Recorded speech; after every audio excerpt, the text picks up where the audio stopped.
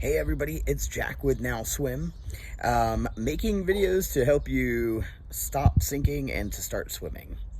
Are you getting really antsy from dealing with being in quarantine and feeling a little ready to embrace the weather? Um, I wanted to talk to you today about ways to combat some of that. And really, the biggest key is to getting creative. As you can see, for me, I have a tent that I put up in my backyard. My fiance and I are going to be camping out. We got a little, you know, like wood oven here that we can roast some marshmallows or do whatever with. Not that we really have many marshmallows, but we're gonna figure it out. We've got some things that we can throw on that fire, even if that's just us hanging out. Obviously, we need to move it because it's under a tree, but there are things that you can be doing right now to combat some of the stuff that you may be feeling, right? So for a lot of us, we are feeling very antsy and ready to get out, and the spring is here, and nothing calls to most of us like a beautiful spring day, right? So we want to go outside, we want to have some fun, but so many of us are stuck at home and watching the news and feeling really frustrated and stressed out at hearing the statistics of, what's going on with the coronavirus. Also, wondering how we're going to pay our bills, right? Like, not everybody has access to what they need right now. And so I get it. It's tough right now. And for those of you that are struggling, I'm really sorry to hear that you are struggling, but just know that I see you, and you are definitely going through a very valid struggle right now. But this video is also for you because too often, especially right now, things just seem so gloomy and frustrating and stressful, as I mentioned, and so there seems to be this little bit of a responsibility that we have in keeping ourselves informed of what's going on, right? But at the same time, we can't just sit in front of a television and be glued to the TV and be stuck inside and not allow ourselves the freedom to play. So this is a part of healing that is really important that many people overlook or don't really make it through, and it can kind of prolong your ability to heal. So I wanted to talk to you today about playing, right? So for me, my play has come in the form of gardening and being outside and digging my hands into the earth, because I'm fortunate enough that I have a home that allows me to do that.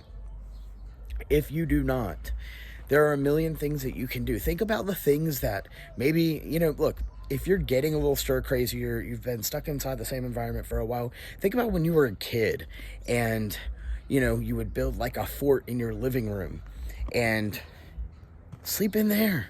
If you have a tent and you're able to put it up in your backyard, get outside, pitch a tent, hang out, camp, enjoy breathing in fresh oxygen and fresh air and being around grass and nature. If you can, if you can't, that's okay. There's other things you can do. Like I mentioned, you can hang out inside and make yourself a fort, or you can break out the coloring books and the crayons and the colored pencils and all of that stuff. Digging in and allowing ourselves the space and the grace to be able to be creative is really important right now. As I mentioned, it's really central to healing because that is when you allow yourself to connect with your inner voice and even that inner child. A lot of times, art especially can be very therapeutic. And so it's great when you allow yourself that time to express yourself. A lot of times you'll be surprised to find things about you that you didn't even know existed. So one of the great challenges that I've come across that has helped me tremendously has been doing this like automatic writing. And the automatic writing is really cool because so what you do is you set a timer for like 20 minutes and you sit down with a a pen and a piece of paper, and you just start writing. Don't judge what you write. Like, don't write and censor yourself and all. Just write. So yeah, you just write for that 20 minutes, and what often happens is you'll find yourself more or less like expressing that you have questions or whatever. There's things that your brain is essentially trying to work out, and so you'll find that you'll be asking yourself questions, but you'll also be answering those same questions without even realizing it. And so what happens is you allow your brain the ability to process things in a way that you may not have been doing before. So that's one thing that you can do that will kind of help speed up that healing, is to allow your brain that time and space that it needs to process old thoughts or even current processes, or whatever is like kind of lingering there. Another thing you can do is to meditate. So you can come outside and sit on your back porch, or sit in your living room. You can, wherever you have space, that you can sit and put on some headphones and just kind of allow your brain the ability to breathe, more or less, is really good.